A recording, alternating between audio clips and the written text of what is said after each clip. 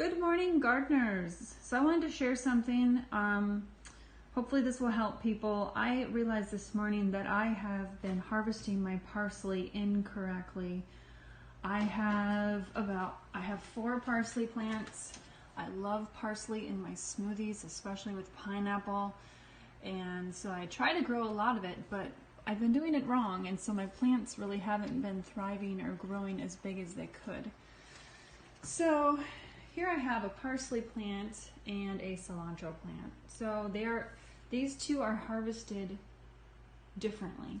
I'll start with the cilantro. One shoot's about 6 inches tall, and this one is not tall enough yet.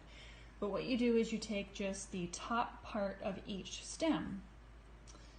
So you don't want to take any more, than a third of the plant at a time. And then it will continue to grow after you keep taking the tops.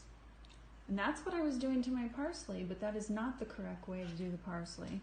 So I've taken basically all the tops off of this, and I noticed that it was not continuing to grow. Like each stem was just done after I did that. It would not continue to grow like the cilantro did. So I watched a bunch of YouTube videos this morning, and I discovered I've been doing it wrong.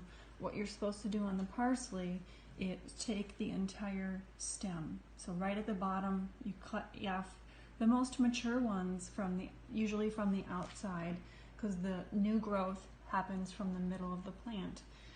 So I hope that helps somebody.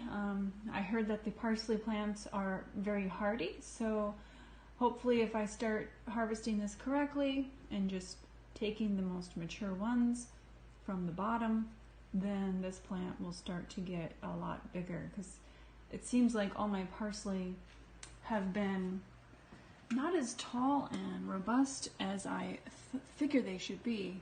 So that's probably why, because I've been doing it wrong.